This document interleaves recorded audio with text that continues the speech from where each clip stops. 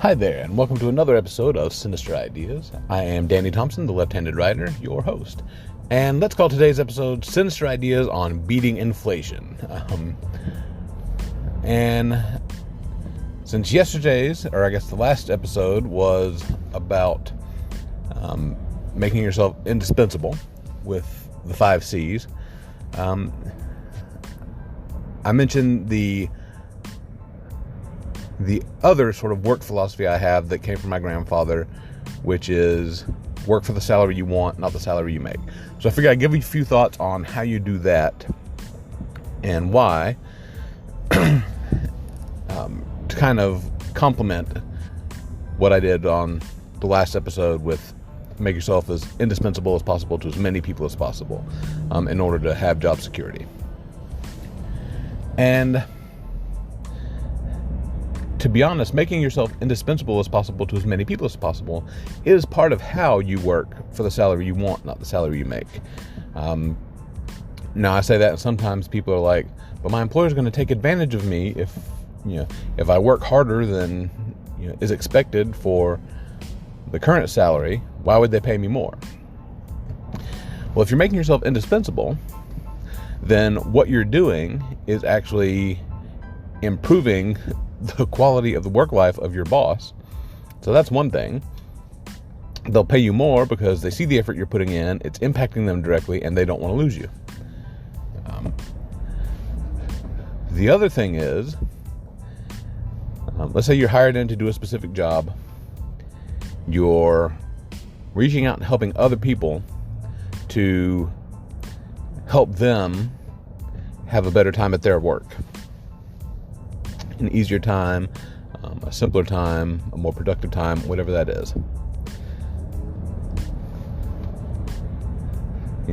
That effort you're putting in over and above what you're actually being paid to do will be seen as an asset to the company and increase their sense of your value to the team.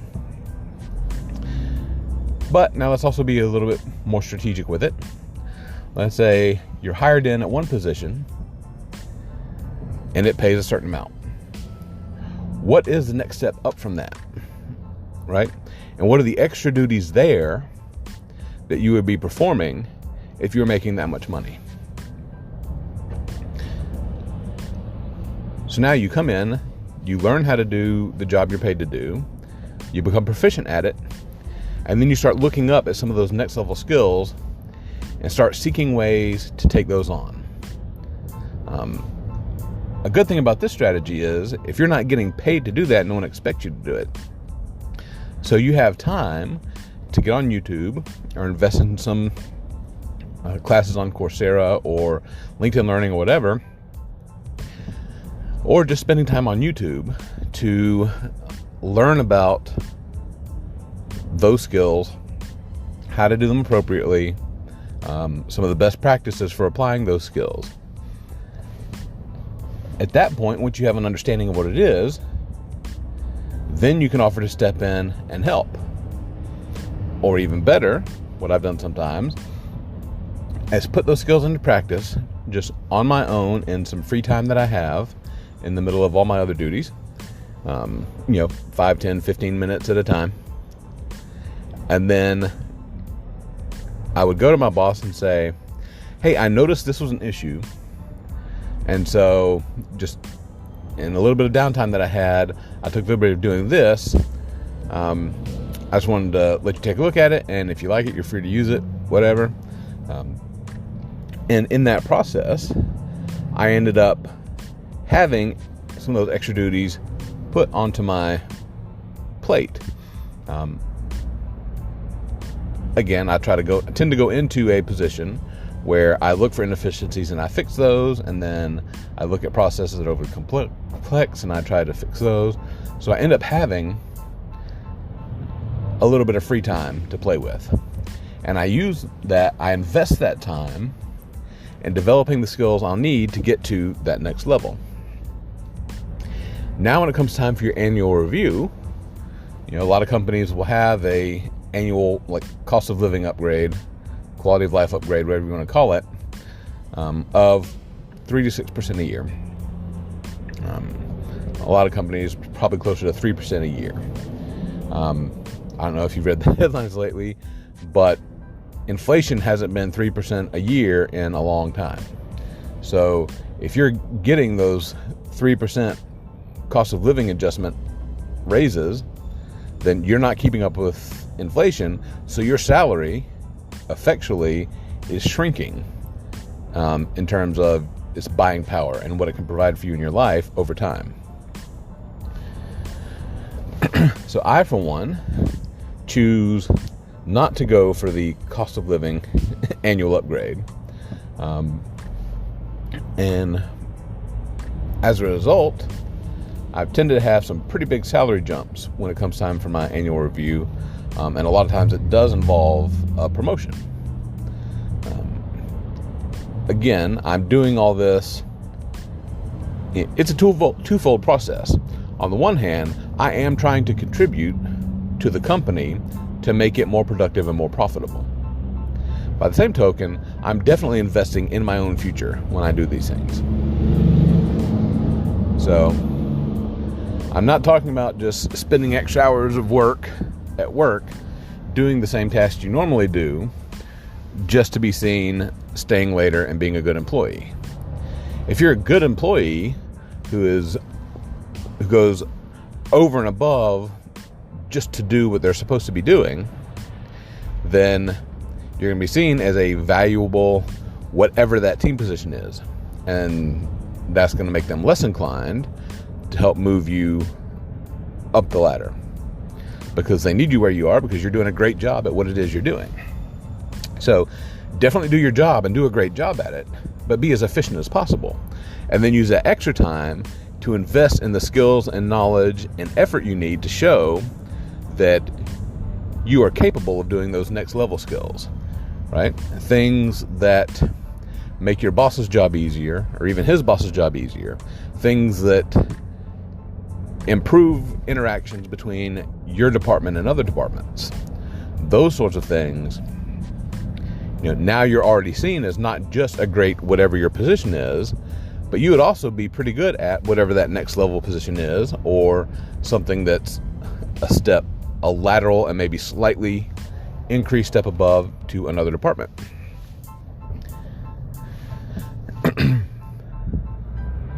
So, yes, you work for the salary you want, not the salary you make, but you do that strategically by becoming exceptional at your current job and then investing in demonstrating capabilities over and above what you do now that makes you the perfect candidate for that next level job.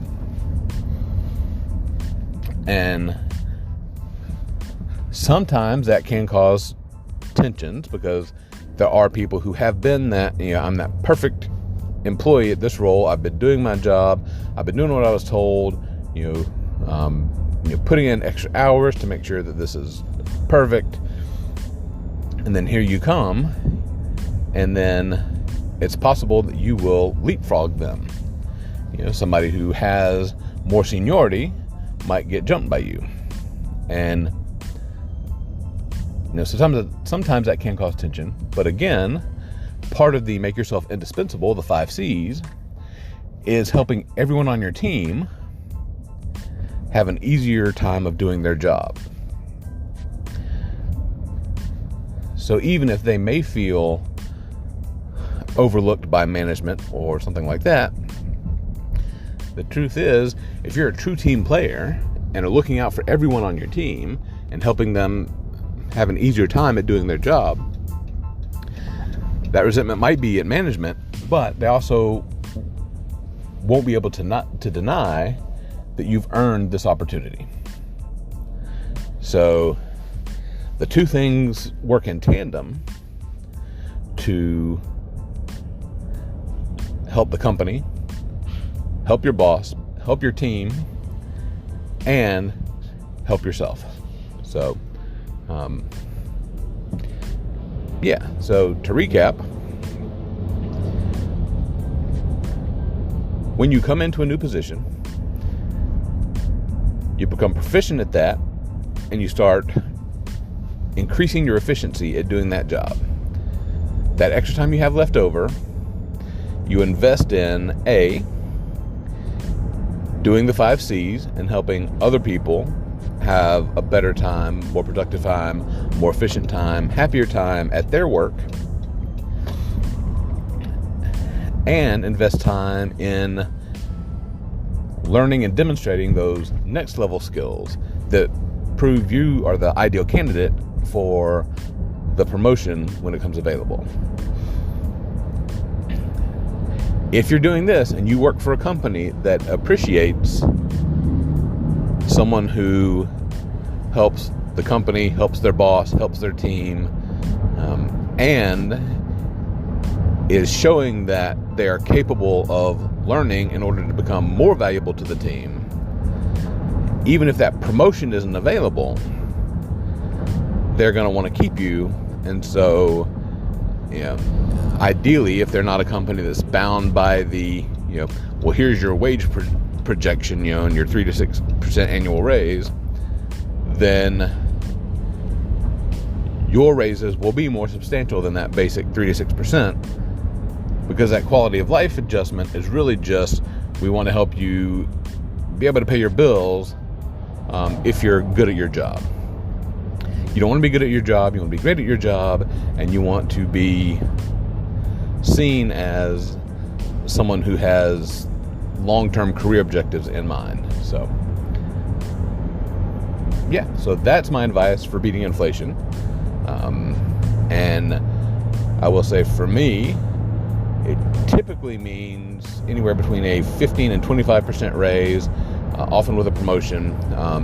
The biggest job I've ever had, I was with a company for 2 weeks, and I had a 300% raise. So now, not every company is going to be like that. Like I said, I've only done that once. There have been a couple of times where my salary has doubled. So that's increased by 100%. But one thing that I have never gotten was the 3 to 6% annual cost of living adjustment.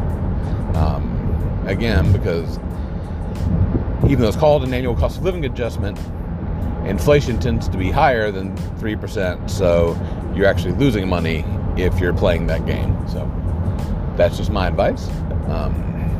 Again, there's nothing wrong with looking out for yourself as long as you are looking out for others in the process. So I hope this helps, and we'll make this a short one, and we'll end it here. I appreciate it, and I'll see you guys on the next one. Thanks for coming along.